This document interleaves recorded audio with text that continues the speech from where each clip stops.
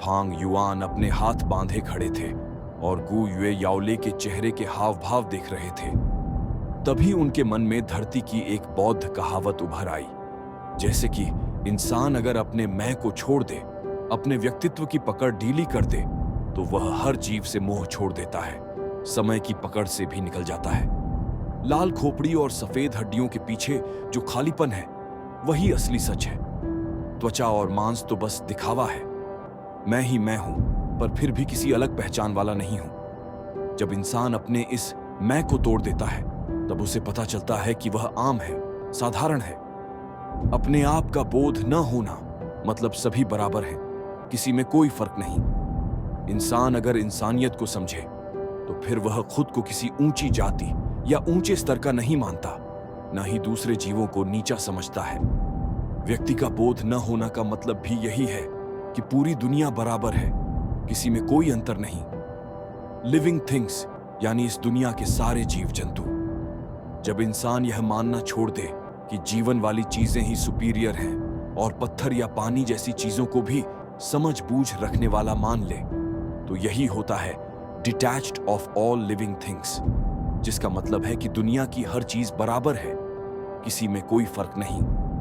दुनिया की हर वस्तु और हर जीव का अपना एक लाइफ स्पैन होता है, और detached of the sense of time का मतलब है कि चाहे वह चीज मौजूद हो या ना हो, सब बराबर है, कोई अंतर नहीं। चाहे कोई लड़का कितना भी सुंदर हो या कोई लड़की कितनी भी खूबसूरत हो, आखिर में सब एक कंकाल ही बनते हैं। हड्डियां, त्वचा और मांस, ये तीनों एक ही का हिस्सा है, लेकिन लोग त्वचा और मांस को पसंद करते हैं और हड्डियों से डरते हैं। यही तो रूप पर अटक जाना है, यह न पहचानना कि सब बराबर है। यह बौद्ध विचार इंसानों से कहता है कि सारे रूपों को तोड़कर असली सच को देखो। सुंदरता सिर्फ ऊपरी चीज है। इंसान, मैं, दुनिया, समय सब सतही हैं। अगर कोई इन सतहों के पार देख ले, तो वह बुद्धा को देख लेता है। पहचानना और फिर उससे आगे बढ़ना, सबको बराबर मानना, सब बराबर ही है। इसलिए बुद्धा ने अपना शरीर तक त्याग दिया, भूखे बाघों को अपना मांस खिलाया, उकाब के लिए अपना मांस काट दिया। यह उनके हृदय की करुणा थी। वह दुनिया की हर चीज को अपना मानते थे, हर चीज से प्रेम करते थे। उनकी यह प्रेम भावना अपार थी।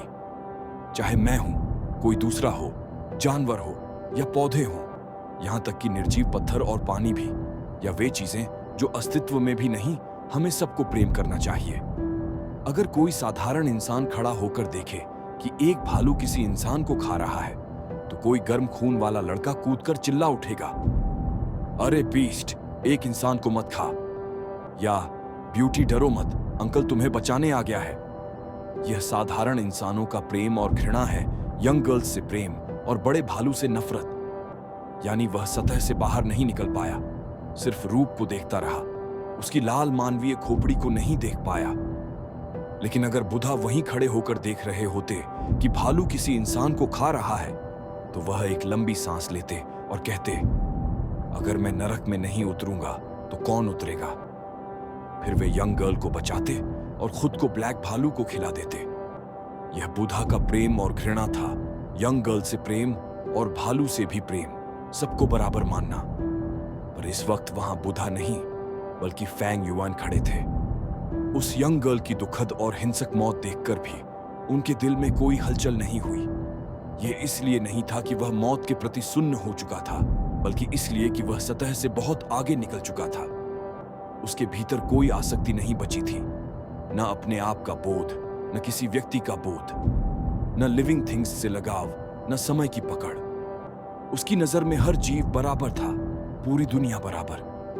इसलिए उस लड़की की मौत भी उसके लिए एक लोमड़ी या किसी पेड़ की मौत से अलग नहीं थी। लेकिन एक साधारण इंसान के लिए उस लड़की की मौत गुस्सा, नफरत और दया को जगा देती।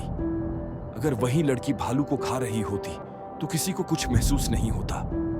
अगर कोई बूढ़ी औरत खाई जाती तो दया बहुत कम हो जाती। अगर कोई विलेन या मर्डरर खाया जाता तो लोग तो खुशी से तालियां बजाकर उसका स्वागत करते। असल में सभी जीव बराबर हैं। हेवन और अर्थ भी न्यायपूर्ण है। नेचर निष्पक्ष है, न किसी से प्रेम करती है, न किसी से घृणा। उसमें कोई भावना नहीं और कभी किसी को अलग तरह की सुविधा नहीं देती। ताकतवर का राज और विक्टर्स का अधिकार। किसी जीव का मिट जाना पूरे नेचुरल रेल्म के लिए, अनंत कॉस्मोस के लिए और इतिहास की लंबी धारा में आखिर क्या मायने रखता है? मौत तो मौत है, कौन चुन सकता है कि उसे नहीं मरना? लड़की, भालू, चींटी, लोमड़ी, पेड़, बूढ़ी औरत, मर्डरर, इन सब की क्या औकात? सब तुच्छ, सब छोटे, सब कच्चे घटिया अस्तित्व। केवल जब इंसान इस बात को पहचान लेता है और सतह से आगे बढ़कर असली सच तक पहुंच जाता है, तभी वह अपने भीतर की डिविनिटी को जागृत कर पाता है। यह डिविनिटी अगर रोशनी की ओर एक कदम बढ़ाए तो वह बुधा बनती है, और अगर अंधेरे की ओर कदम बढ़ाए तो वह डीमन बन जाती है। यही है डिमोनिक नेचर।